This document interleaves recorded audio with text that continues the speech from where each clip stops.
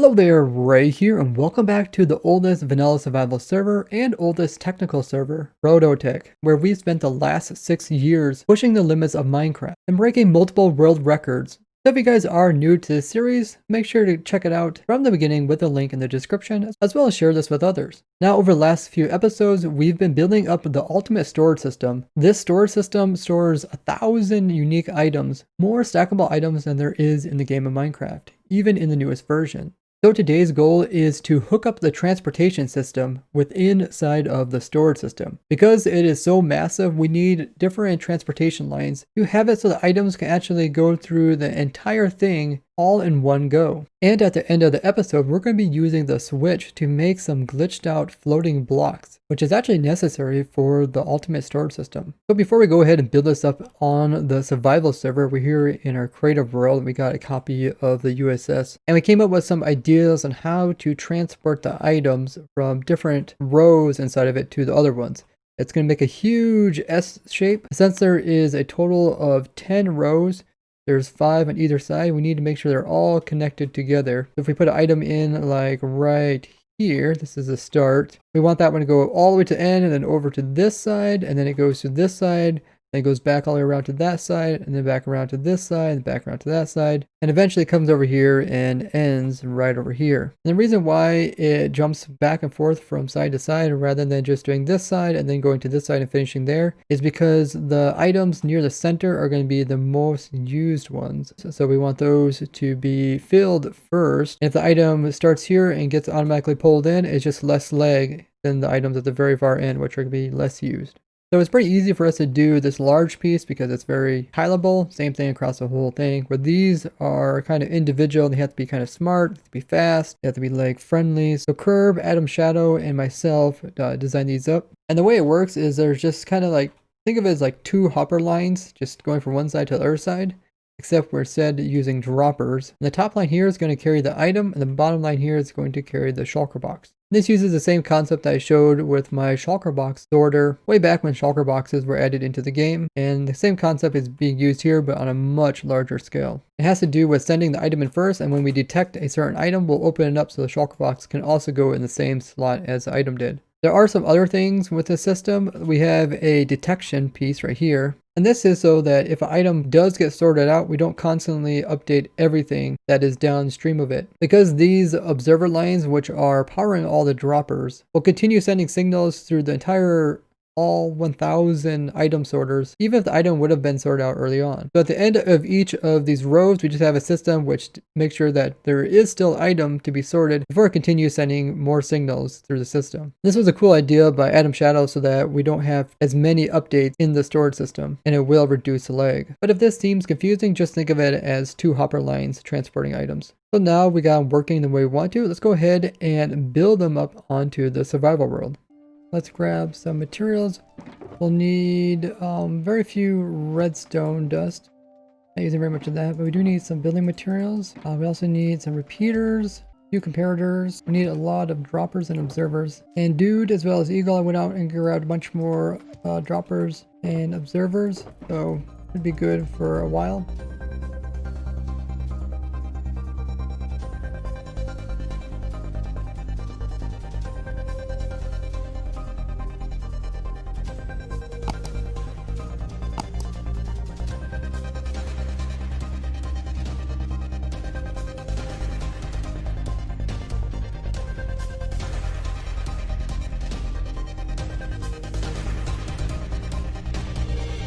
With the north side done, we are ready to work on the south side. And this is the side closest to our spawn chunks. So now we're here in our creative world again. Adam went ahead and finished up this end, where you can see that we have a lot of dropper lines connecting the similar rows on each side together. So you can see the outside one goes from outside all the way to outside, and it just keeps going all the way to inside to inside. Now because these get so long, you need to make sure the item and the shulker box, which are moving on this side, synchronize together. When they get to the far side, they're also synchronized. But this outside road here has to travel through more droppers, so essentially has to travel longer than the inside line here, which carries the item. This is a problem. So the way we solve this problem is that we can detect when the items come through here. We got detection for both of these lines. And then what Adam did is he has some instant dropper lines for this side, where this side is only normal dropper lines. So this will compensate for the differences. Like this row of droppers here will all instantly move the item from there all the way to here in one game tick, where this row will only have moved them into the next dropper over. After we do this, the items will be synchronized once they reach the end. There's also a curve at this end, so this one is still a little bit longer than this one, but once they get right around here, they'll be in the correct location, ready to go back into this side. So with this all worked out, we are ready to go ahead and build this up onto the survival world.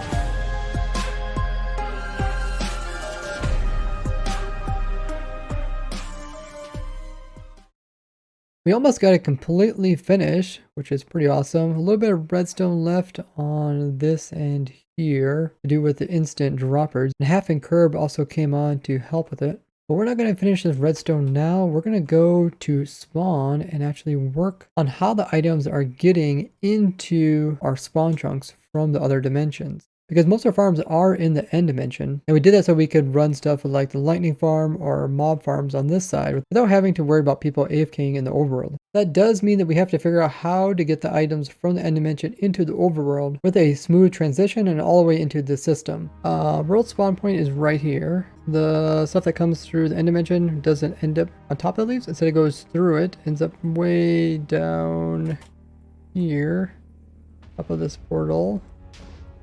Ends up right here. So with a shulker shell shucker, it's good because the shulkers end up here. They go into the other portal. The problem is when items come through, they'll just sit there. So we either have to make a system that picks them back up and then drops them down farther, or we have to make it so that they fall right through. You notice there's tons of buttons around this. It's because shulkers that land on this will try to teleport. They have a chance of teleporting. So there's nowhere to teleport to, they won't teleport, which is good. That's why I didn't really want to put too much other stuff around it. It's possible for us to make it just a floating rail there. Maybe we'll do that. Maybe we'll just remove that block there, use update suppression, and then the item should just fall right through. That's probably the easiest. I think I remember how to do this. I could practice a little bit. I think I have to just build this on the west side, which is this is east. That'd be west. That would be the easiest. Otherwise I have to put in hopper minecarts to pick up everything. You know what? I don't even know if it's even safe to do this anymore. Like we used to be able to run the switch in here in our spawn chunks, but since then we have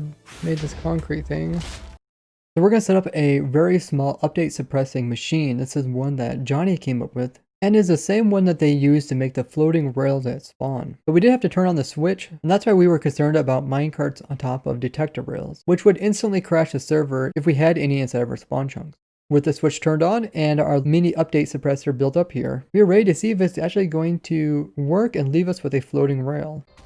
We get sign right here, here. Oh, it did work! Oh my goodness, guys, that was awesome. That was so awesome. So I guess we just had to remember to flick that. That's awesome, guys. I can die happy now. The only way to turn it off, I guess, is to crash the server. Dude, this looks so messed up. The problem is I want to place a button there. Oh, I should have done that before. I can place the redstone block in and I can do it again. That's probably easier. I should learn how to place blocks too.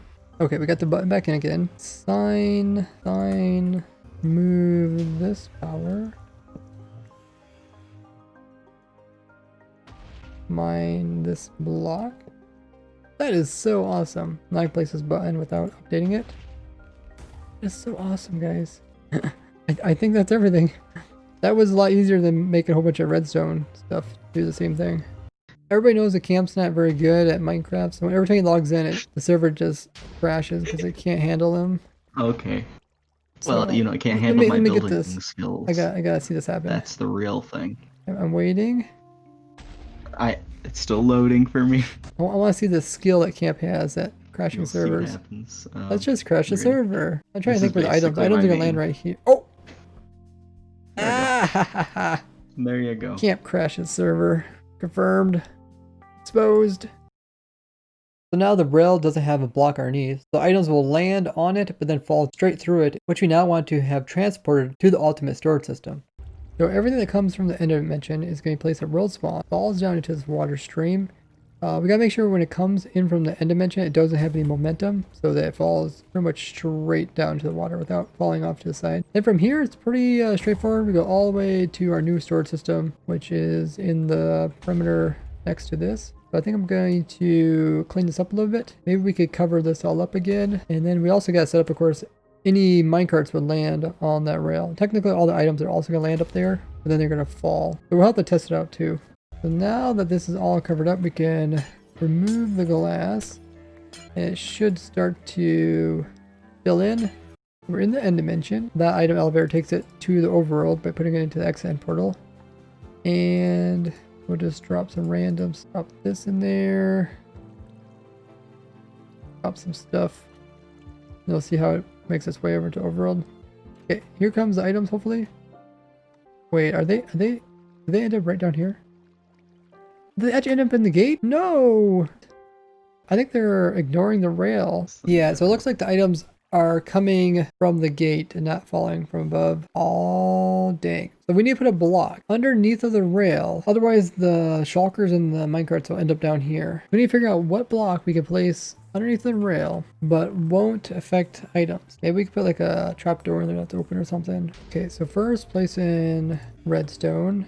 One here or there. Make sure it's clicked. Redstone around here, blocking there.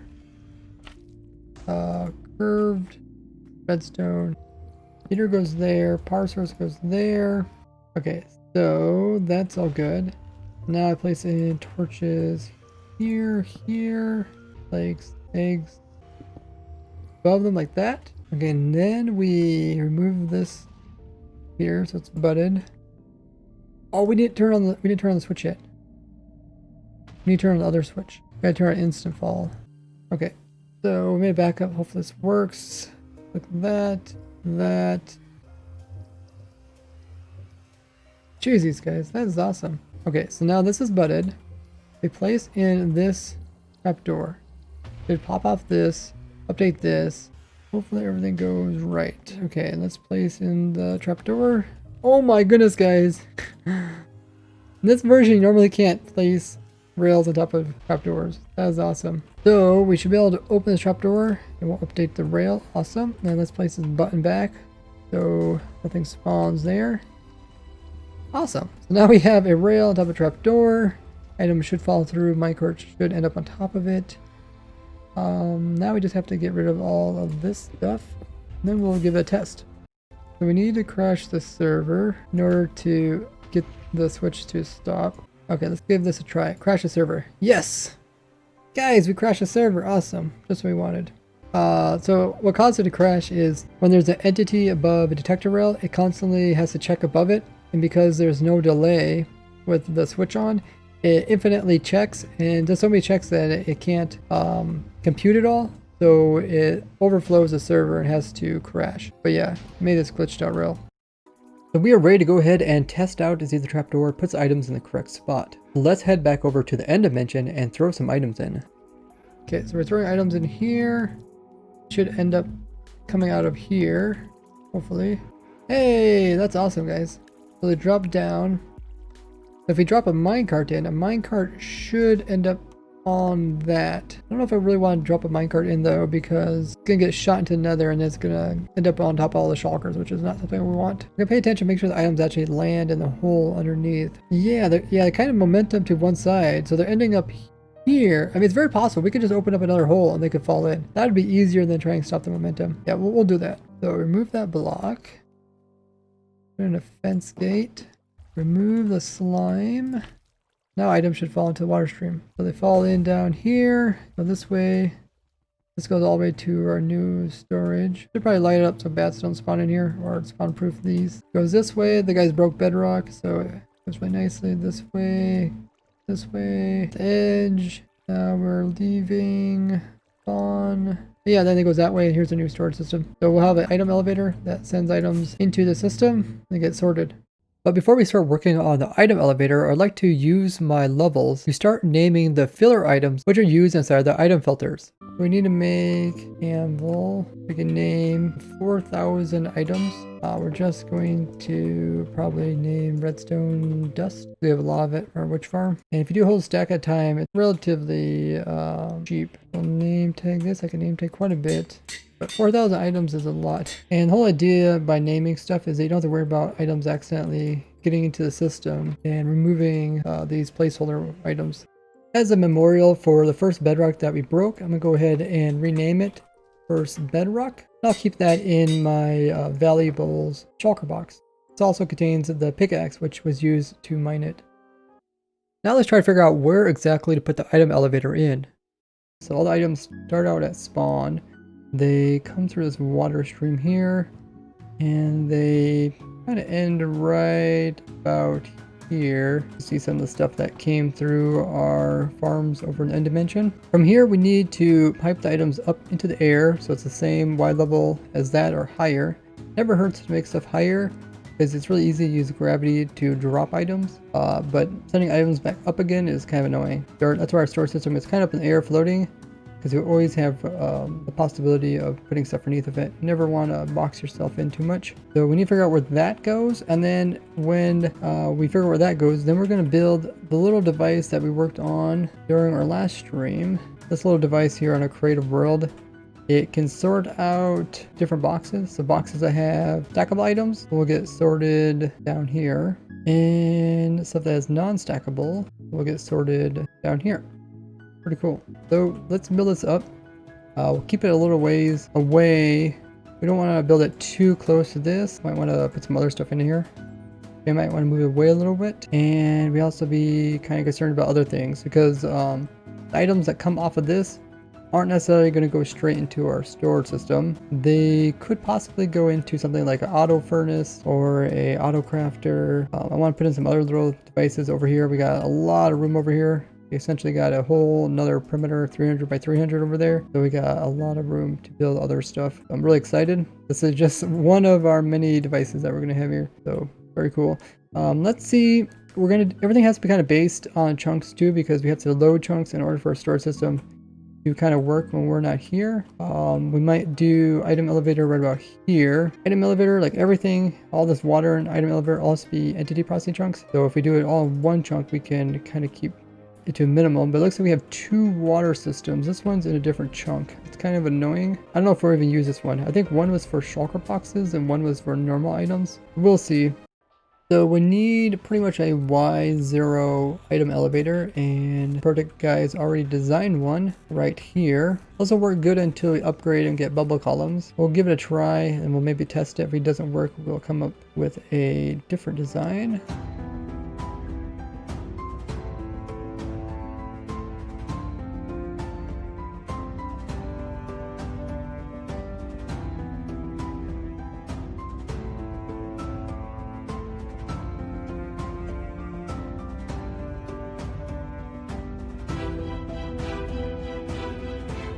So we went ahead and stacked to the Y level that we want to have it, and now we're going to go over here to where the droppers are and take them all the way to the edge there and see where they line up, so we can start lining those items up with the input system.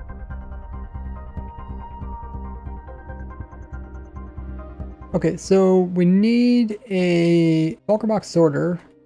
Actually showcased the very first shulker box sorter, and I never really thought it was going to be that popular, but turns out they're very useful. We're not going to use my old design. We actually went ahead and designed a new one right here. And we did kind of take Samos the Sage shulker box loader and use some of those techniques, because those are a lot better than my old one. And Samos is actually one of the ProtoTech members, and he does a lot of stuff with storage systems. If you're ever looking for a storage system, make sure to check out his YouTube channel. Just load it with storage systems and other similar stuff. Let's go ahead and build this up on the ProtoTech server.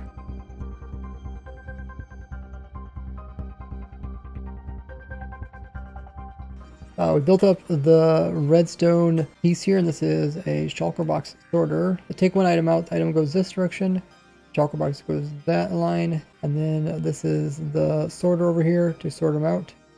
That way we can sort out the shulker boxes that all have similar items into their own storage system. It's very important that everything is timed correctly. So this item here that gets taken off is 4 game ticks ahead of this one. And they're actually taken off at the same time, but we just update 2 observers or 2 droppers at the same time. So it jumps 2 ahead, which gets it a head start. And now we need to hook up this part with that part, and that is the item elevator. So item elevator needs to drop the item out, and then we need to send it over here, put it into this dispenser, and then that will automatically sort it. So we'll probably use dropper lines to do that. So Lenny and I finished up the item elevator. Items will come up it and then land on top of this hopper, get moved over to this system. From there, they should be able to get moved over here to the shulker box sorter, and then they should be able to send down there. We'll go ahead and give it a test. We have a box full of glass. We'll put 1 glass into the sorter. We'll see if it gets sorted out. And then we will put this whole shulker box, this one here, into the system. Should be able to go through. Drop it in there. Making noises. Did it work? There's only 1 glass here. I don't know where the shulker box went. So it turns out our little device here was locational. So I just moved over our 2 blocks and it does work. Everything else works. I forgot we need to put in that piece that we came up with earlier. The piece to detect shulker boxes with stackables versus non-stackables. That needs to go in here first. I think we're gonna put that in first, and then we're gonna figure out where this dropper line goes. So let's build that. So now we have to implement this device over on top of this.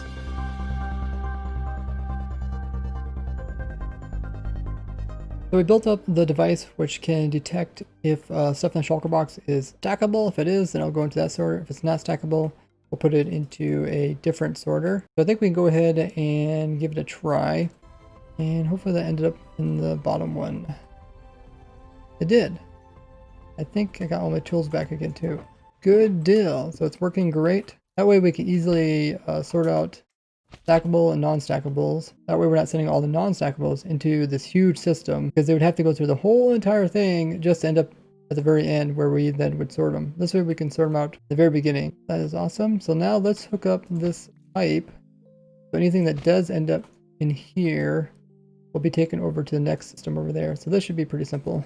So I cleaned up the area a little bit more, and I have the item elevator right here. Let's go ahead and give this a try. We added in the pipes here, so they should transport the item over to here. Let's try our white glass. So it starts out with 60 items, and we'll put it in here. We get started there. Ends up over here. Sorted here. Goes this way. And it should end up here. Okay, there's the glass. And there is the box. So it took one out, 59. That's okay. That's exactly what we need. So awesome. The whole thing's working perfectly the way we designed it to. Pretty amazing. We're getting ever closer to making a full-fledged storage system. There's only a little bit of redstone left here on these end pieces. Actually on that end over there. And then the next thing after that is to figure out where all the items go. That's going to be probably the trickiest. Wow guys, we made a lot of progress today on the ultimate storage system. We got the main transportation line from spawn out to here completed, as well as the majority of the sorting devices that we need to have prior to items going into the storage. I can't wait to finish off of this and start actually hooking different farms up to it and watching the items fill up all of the storage automatically. You never have to manually fill any of the items again. And if you guys haven't already, make sure to join my Discord community. Link is down there in the description. It's a great place for you guys to hang out and even ask me questions. And I'd like to thank you guys for joining me as I have fun in survival. Bye bye.